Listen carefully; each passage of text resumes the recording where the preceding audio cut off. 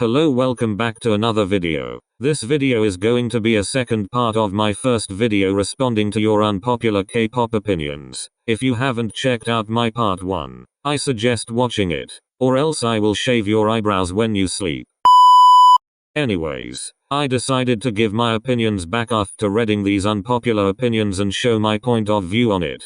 Disclaimer. This video is made for entertainment purposes only. It is not meant to hurt or offend anyone in any way. I am just trying to share my opinions and thoughts. If you are sensitive to this type of stuff, I suggest you click off the video right now. Other than that, please enjoy. How You Like That by Blackpink is overrated. Now, I'm not a huge fan of Blackpink, but I don't have anything against them. I also think that their songs are pretty good since the girl crush concept really fits them. Since Blackpink is very big right now, each comeback they have would go viral or trend and the group's popularity would just grow even more. Meaning you can't just expect a song from a big group that you don't like wouldn't blow up. Instead it would because of the fans. What I'm trying to say is that I don't think How You Like That is overrated, but it seems like it got the amount of popularity it should get. But we also shouldn't forget that people can have their opinions and their own music taste, so it really depends on the person if they understand the hype it got depending on their music taste. But in my personal opinion, I really like the song and I don't think it's overrated.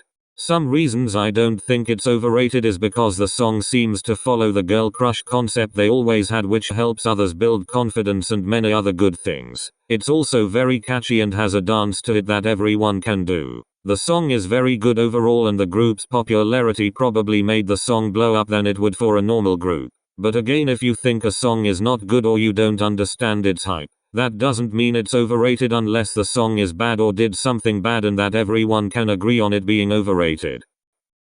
Fan wars are stupid. I totally agree with this and I think everyone should, unless you are the one causing it. Some people contribute in fan wars because they think it's funny, fun, or they just enjoy hating on other artists. Fan wars just cause more hate towards the artists and the fandom. It also can hurt other people's feelings. This is one of the main reasons why the K-pop fandoms don't get along and would rather communicate and stick with their own fandom. The fact that it's also very common up till this day is honestly just upsetting. It happens everywhere as well, like Twitter, Instagram, TikTok, and so many more popular social media apps. Fan wars also cross the line, like sending death threats, finding addresses and personal information, or just straight up making fun of an idol in an inappropriate way that could really affect their mental health if they were to see it. I understand that people get mad and it's hard to keep their cool, but it's just really ridiculous and immature of people to do all these things. If one person insults your favorite artists, it's not wrong defending your artists as long as you don't cross the line and you try saying it in a nicer way than the other person who started it did. If not, you're also in the wrong. Stop what you are doing if you know you're the cause of fan wars. It's not funny and will never be the right thing to do.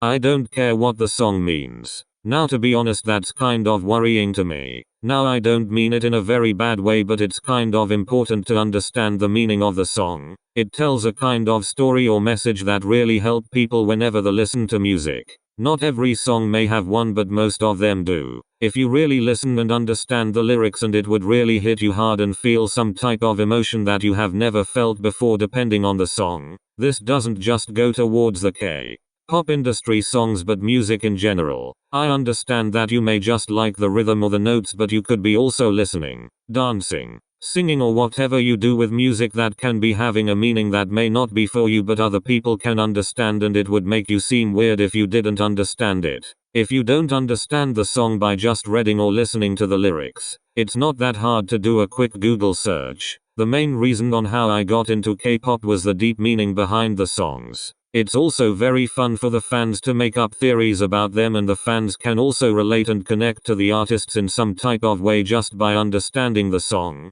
They can feel pain, sadness, confidence, happy, or whatever emotion, but it makes them feel like they're not alone. Nothing is wrong with songs that don't have a meaning, but I just prefer songs with meanings, and I think a lot more fans do also. Starship focusing more on Ives Wonyoung and Eugene Moore isn't a problem. Now I totally disagree with this one. Giving more attention to certain members in a group is just wrong to do in general. Both the fans and idols can notice it, which isn't good. It can make the rest feel out of place, or they might feel like they are not cared about.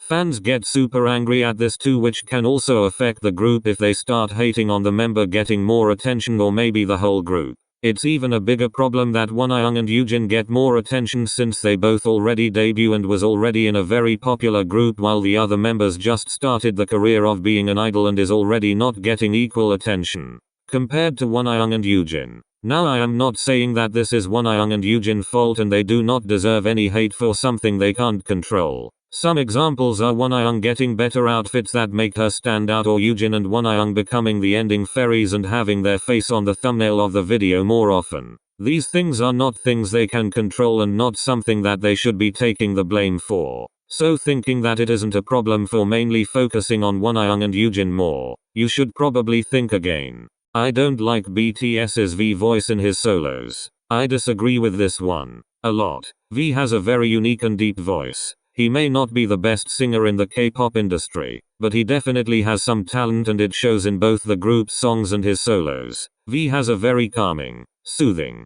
and deep voice that can make anyone fall in love with him just by hearing his voice. Now you may not like these types of voices, but I honestly don't see what's wrong with it and why you wouldn't like it. Solos like Stigma and Sweet Night are my personal favorites since he can hit notes that show his vocal range. Every single solo he sings never gets old or underwhelming. He doesn't need to hit a high note in every song he has to prove he is a very good singer. A simple song with notes within his vocal range is already good enough to show off his talent and skills. There may be better singers out there, but he is still one great singer and he will continue to be. Just because someone can hit deeper notes than him or has better technique, doesn't make him any less of a singer that he is. Non-dancer fans talked way too much about the best dancer. I agree with this opinion. I have been seeing way too many fans on social media fighting over who the best dancer is when they know nothing about dance. I don't know much either, but I don't go around fighting other fans over who the best dancer is. It's okay to praise your favorite dancer, but there is no need to fight others over it and insult another idol's dancing skills, which is what some of them do. You can't really give an idol the title of best dancer without knowing anything about dance. I think that professionals or K-pop choreographers should judge them and give their opinions on who they think is the best. No need to put an official title on one idol. Their opinions are better and more accurate to see who the best dancers are. I honestly think they should have a show to decide who the best dancer is just between K-pop idols, with no hard feelings, but for them to have fun with a little competition in it. There may be one already that I may not know of. If there is one, please let me know in the comments.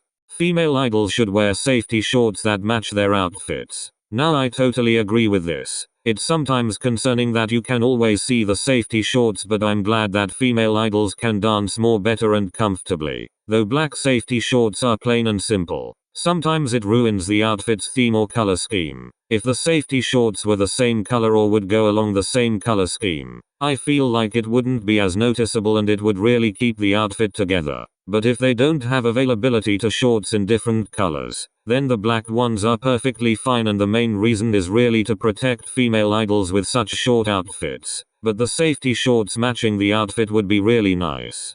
I do really like the idea of temporary groups and their endings. Now some people may have mixed feelings about this opinion, but I personally disagree with this one. A lot of temporary groups tend to get very big and their popularity grows a lot. But it's very sad how they don't have much time before disbanding. It's hard for the group and the fans knowing the fact that the group will be gone and will eventually stop making music. I would hate to start loving a group and their songs just to find out they would only last around 2 years. I have never stan a group that disbanded already for the past few years, and I don't know how it feels, but it really must hurt to see them go. I wouldn't want to feel that type of feeling, but I know it will eventually come one day, which is why I don't think temporary groups are the best decision. I know making them would give the group courage to make the best music they can make and satisfy their fans before disbanding, but sometimes they are a little rushed to make music, which can lead to overworking and the feeling of being overwhelmed. It's a lot on their shoulders, so I think they should have more years before disbanding.